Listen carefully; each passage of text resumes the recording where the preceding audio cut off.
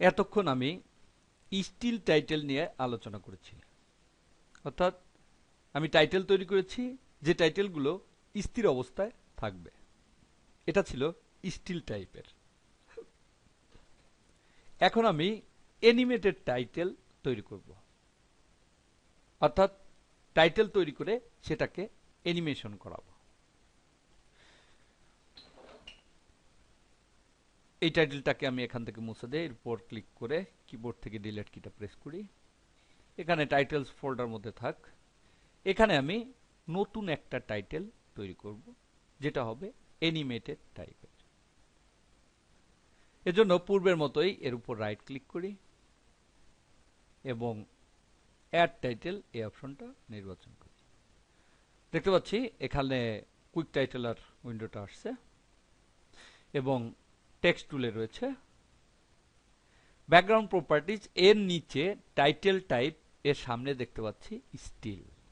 এটাই হচ্ছে স্থির টাইপের টাইটেল, যেটা আমি এতক্ষণ তৈরি করে দেখিয়েছি। এখানে আরো কয়েক ধরনের টাইটেল রয়েছে। আমি এর উপর ক্লিক করি, দেখতে পাচ্ছি এখানে আরো 4টা অপশন রয়েছে।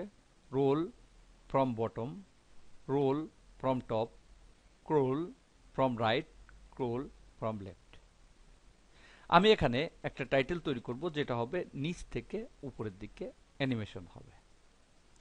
এর জন্য রোল ফ্রম বটম এটা নির্বাচন করি।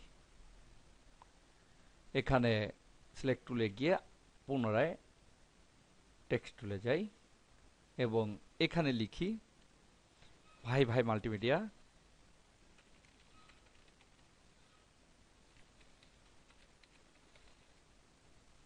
এন্টার। এখানে লিখি world class Bangla video tutorial.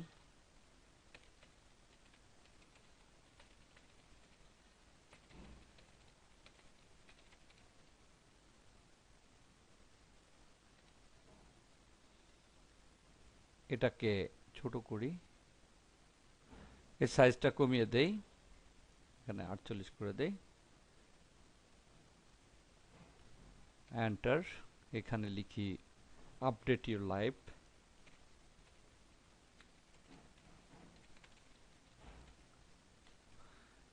Select টুলে ক্লিক করি, এর উপর ক্লিক, এটাকে আরো উপরের দিকে বসাই। এবার এখানে সেভ এর উপর ক্লিক করি, দেখতে পাচ্ছি এটা তৈরি হলো। এবার এটাকে ক্লিক করে ড্রাগ করে এখানে বসিয়ে দিই। এবার এখানে প্লে হেডটাকে রাখি এবং প্লে করি। দেখতে পাচ্ছি লেখাটা স্ক্রল হয়ে উপরের দিকে যাচ্ছে। পুনরায় দেখি।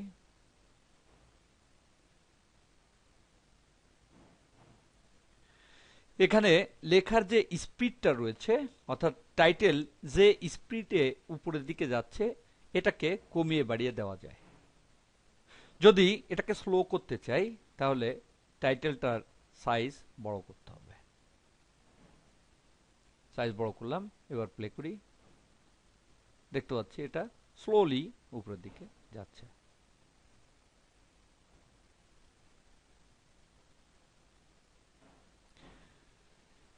যদি এটাকে ছোট করি তাহলে দেখব খুব দ্রুত যাচ্ছে।